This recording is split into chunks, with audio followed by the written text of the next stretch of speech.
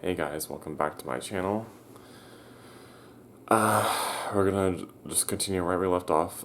This is also gonna be the last part in the series. I'm gonna kind of sort of go through things a little bit quick just to get to the point of the whole series. So, February 2017, literally the day after I ended things with the guy I had online relationship with, my first ex contacts me. Yes, the same ex that treated me like crap on the cruise ship 2 years prior. He contacts me, says he wants to meet up to talk things out and catch up on things. Naturally, I'm hesitant, but I decided to give him a chance and go in with an open mind. So we meet up later that day. We talk, we catch up on things. He apologizes for everything, and says that everything that happened on the ship was his fault, that I shouldn't take any blame for it. And I'm just like, okay, well, it's a really sincere, mature thing to say, and I believe he was being sincere about it, and I still think he is or was. So we basically give it one more shot at a relationship, and 2 months later, I ended it. Now, the reason for that is because I just could not fall back in love with him again. The feelings just weren't there. And I told him that, and I said, well, I asked him, I'm sorry, but this isn't working out for me now. I don't know what you want me to say. And then, and I think part of the reason why it didn't work out was because this time around, he wasn't really communicative. It was one of those situations where I the only time he would text me was when I would text him first. And when I pointed that out to him, he got really defensive and was like, "Oh, Cameron, you have no idea what I've been going through these past 2 years. Okay, my retail job has been hell. My parents are being like really, well, not really. I think he said kind of neglecting about me. They're just like kind of, I don't know, something about his parents like being weird about him. Anyways, like, and I told him, I'm sorry, I had no idea you were going through all that. You didn't tell me about this. Like, isn't that the point of a relationship where we tell each other about what we're going through and stuff? But I don't think he was lying though. I don't think he was. I just think that it was just poor communication, especially because he this time around when I saw him, he had gray hairs all over his head. Now, 2 years prior, he didn't have any gray hairs. So, and also at this point, he was 23 years old. So I'm just like, okay, dude, what exactly did you go through to make all these gray hairs pop up and stuff? Like, that's just kind of it's a little scary, in my opinion. But he didn't really go into detail. But we eventually ended things on a mutual note, or mutual understanding, I should say. And oh, another reason why I think I couldn't fall back in love with him was because I I ended up realizing this way after, but I realized I couldn't trust him again. Because he pretty much lied to me and messed with my mind 2 years prior on the cruise ship, and was essentially a bully to me. And stuff like that you can't ever forget. You may get over it. It affects you less and less as time goes by, but you never ever forget that. So there was that. From April to July 2017, I don't really date anyone. But I mean, I do date this guy, but he was. I mean, he was a good guy, but his mindset was somewhere else. He was not looking for a relationship. I was, so we ended that kind of quickly. July 2017 comes. officially get back into the dating scene by signing back on the dating websites and apps. And yes, even Grindr. Yeah, I know. Good old naive Cameron. Anyway, so basically, so the entire second half of 2017 was just me constantly going on dates with these guys who would constantly, either ghost me or I would just figure out that they weren't right for me. And aside from school, that's all I would focus on was just dating these guys, finding my true love. And it was just constant stress with these guys, constant annoyances, constant feeling of being let down. So, fast forward to January 2018. This guy I've been talking on and off with for the past few months prior to January. I finally asked him out because I'm at the point in my life where I'm just like, okay, you know what? What's the worst that could happen? Just do it. Just ask this guy out. Let's just give it a shot. See where it goes. So I'll ask this guy out. He says he's excited and wants to go out too. He lives in Davis, which is a college town near Sacramento. I go over to meet him for a date. Our chemistry is great. We have a lot in common. Very, very educated and good-looking guy. Way better looking than his pictures. Second date comes. Everything's going good. We are kissing and cuddling in his car towards the end, and ask him, hey, so for the third date, would it be okay if I came over to your place and we have dinner there instead this time? And the guy froze. He didn't say anything for a whole minute, and I was just like, did I say something wrong? And he was like, sorry, this just got really awkward for me all of a sudden. And I responded, yeah, clearly, but did I say something wrong? What, can you, help me out here? I don't know what's going on here. And then the guy responded saying, sorry, Cameron, I think it's time for you to go home. And I'm just sitting there like, what? I don't understand. What the hell just happened here? So, I even apologized and I told him I'm sorry, if I said something, and he was like, no, you didn't say anything bad. Sorry, it's my fault. It's not okay. It's my fault. And I'm like, I still don't understand what the hell's going on here. But he drove me back to my car. I drove home. I cried a little bit because I'm just so confused at what happened, and not only that, but it's like, God, can I not get any luck with these guys? So a week later, he ends up telling me why he acted the way he did that night. The reason is because he's bisexual, and I already knew that, going in first date. It wasn't a bother for me at all.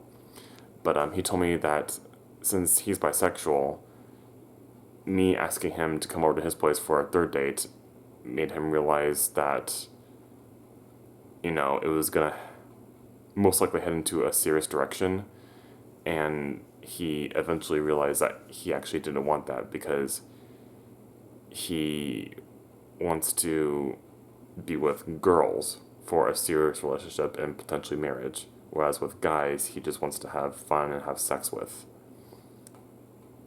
And I guess on that night, that's when he realized that he doesn't want to have anything serious with guys. And especially because he hasn't come out to his family about being bisexual. And he says he wasn't even sure if he was going to ever do it because, like I said, he wants to be serious with a girl.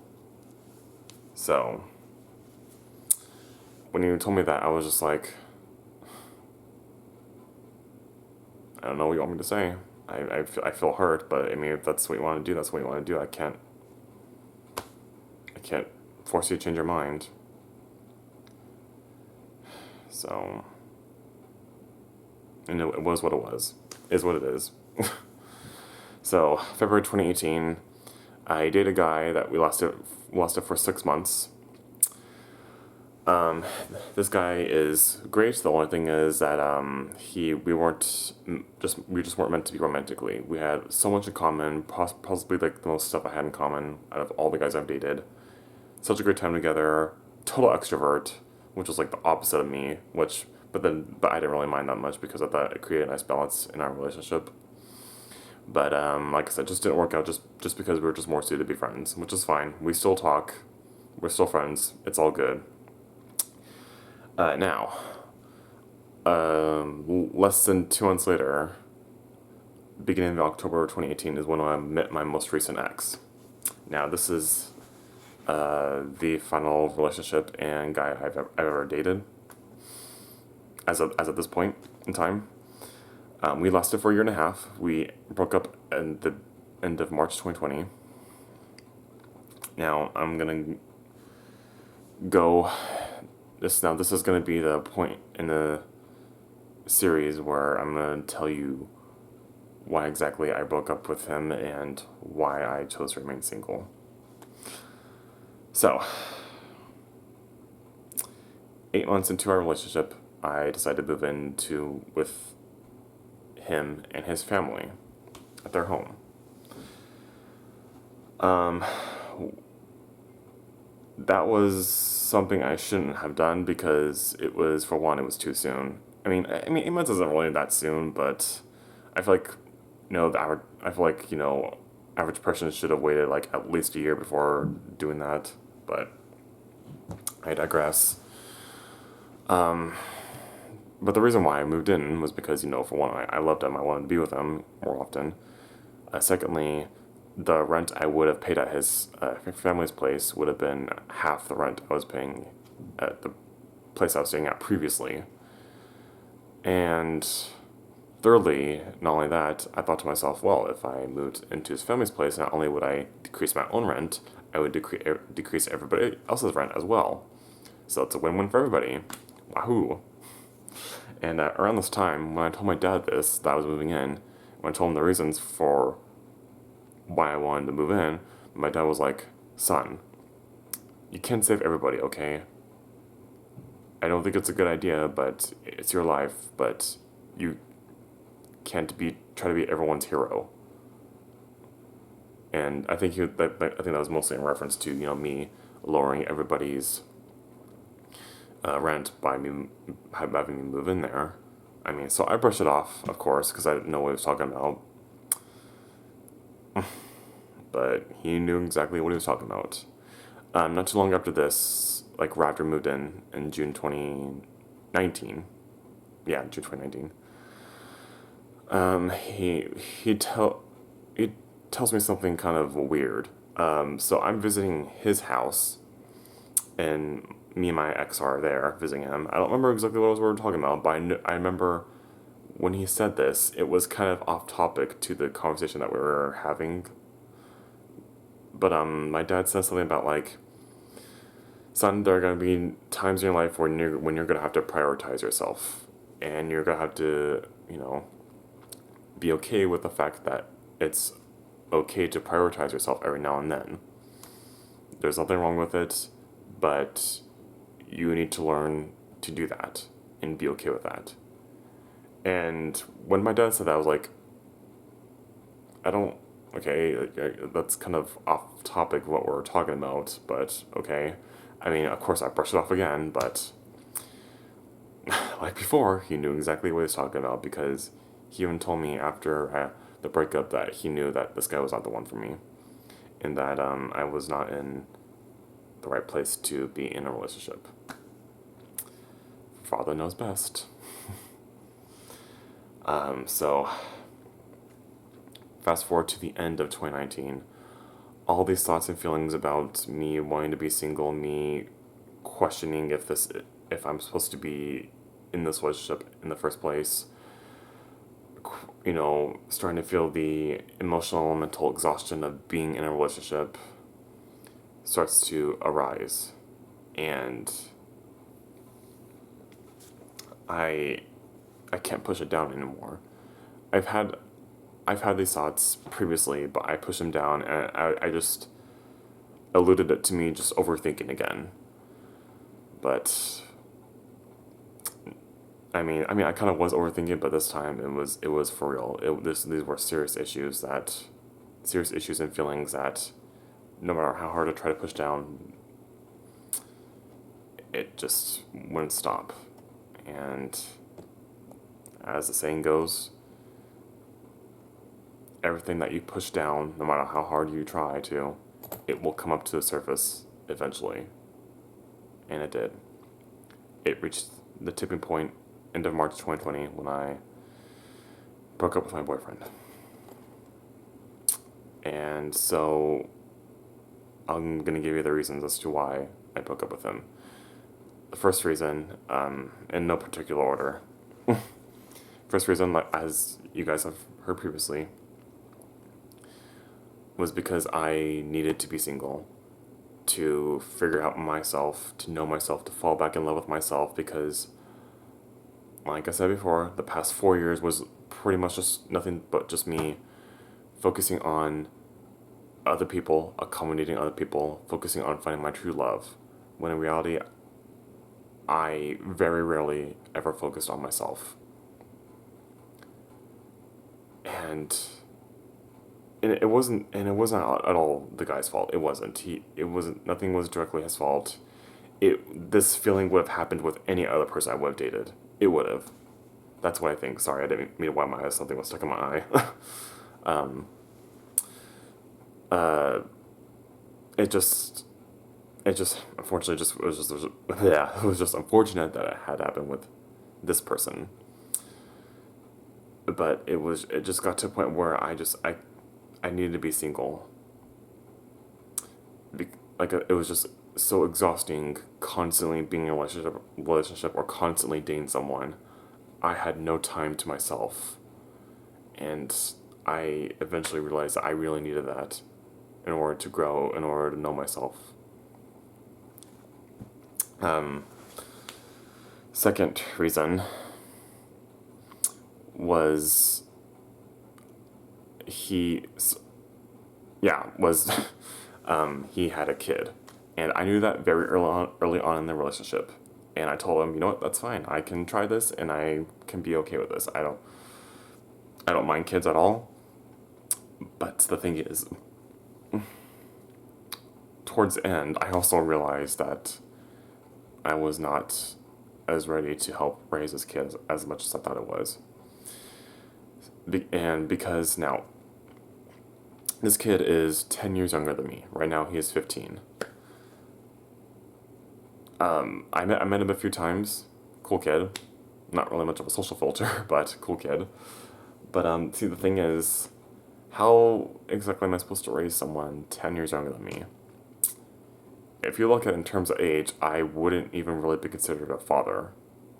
I'd be considered an uncle because, well, I don't know. I don't know. I just find the whole thing kind of weird because I'm 25. The kid's 15. How?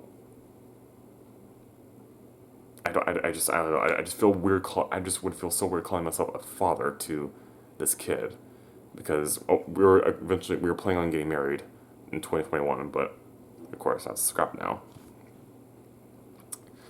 And not only that, but and the reason why we were gonna have this kid was because my ex boyfriend adopted a kid with his ex husband when the kid was 6 years old. However, after my ex boyfriend divorced his ex husband,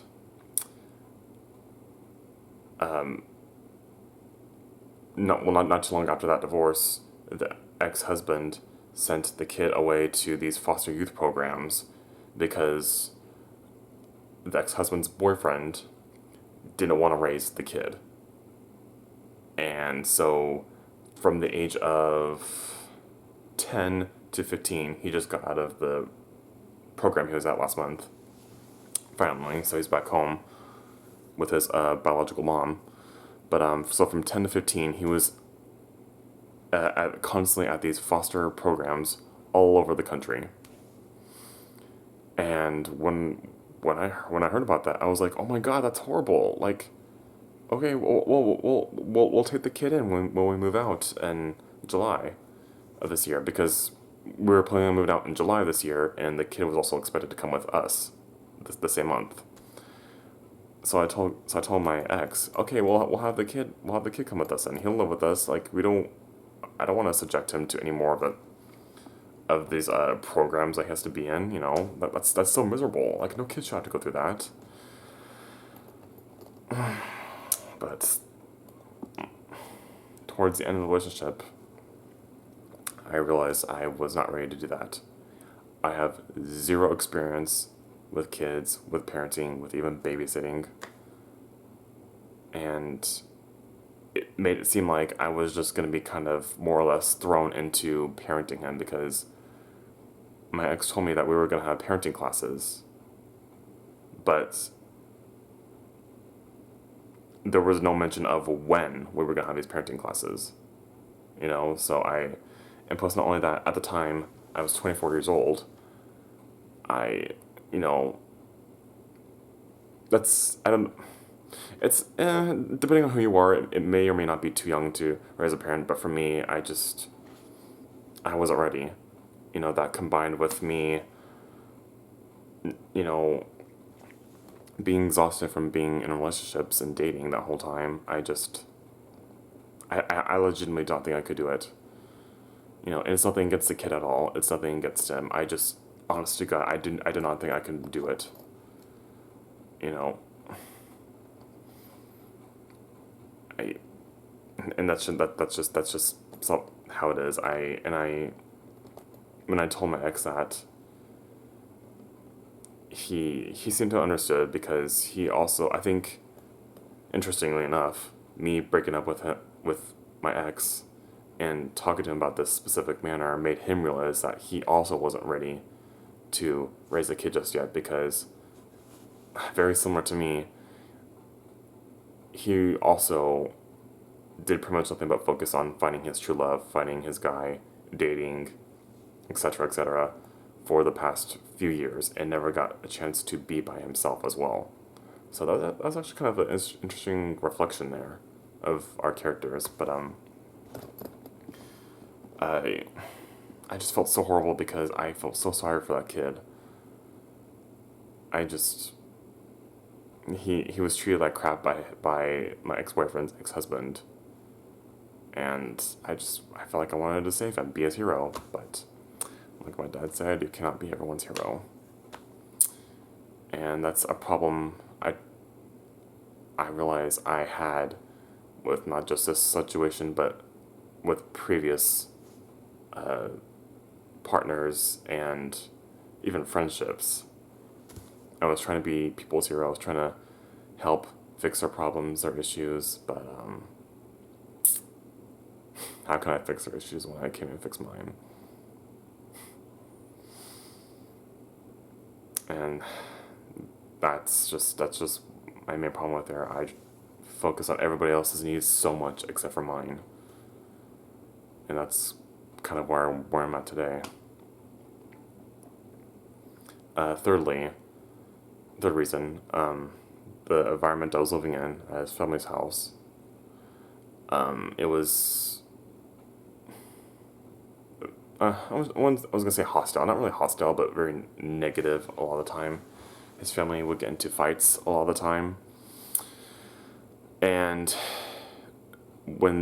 and they would sometimes try to involve me and my ex in them, which would result in us getting negatively affected by it, which would usually result in us snapping at each other for it.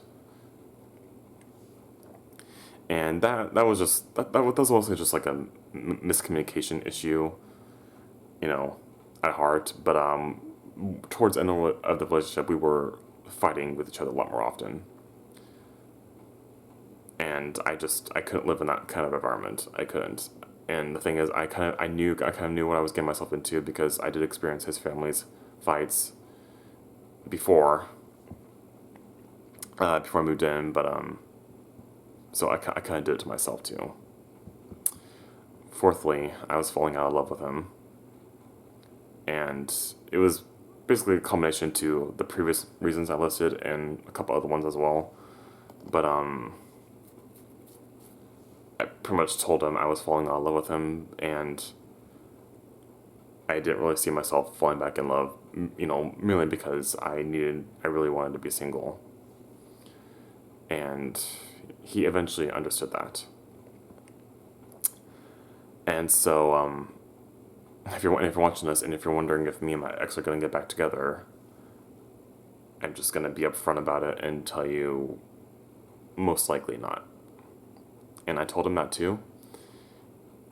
It took him months, took him almost the whole 5 months to understand that, but just recently he's come around to it, so he understands that there is a very little chance of us getting back together.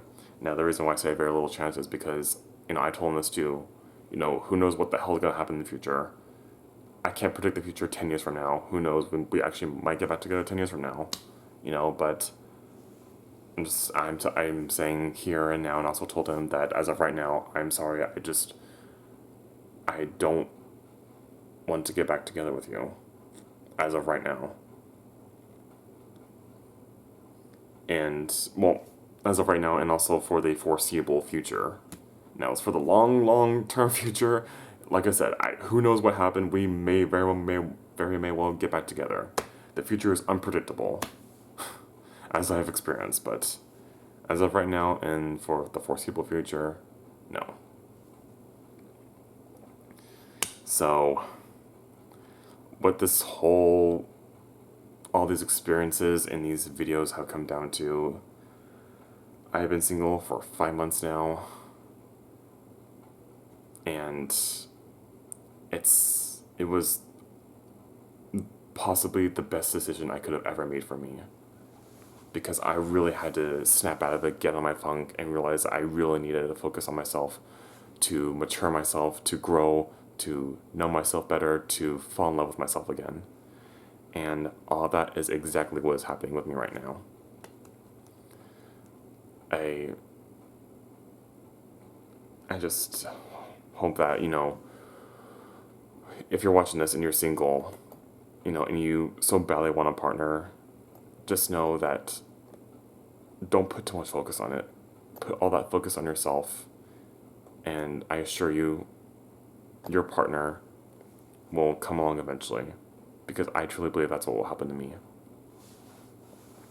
I truly believe that I really need to mature more and find my purpose in life, or at least be on the path to finding my purpose in life, before, I get into anything seriously, into any, kind of serious relationship.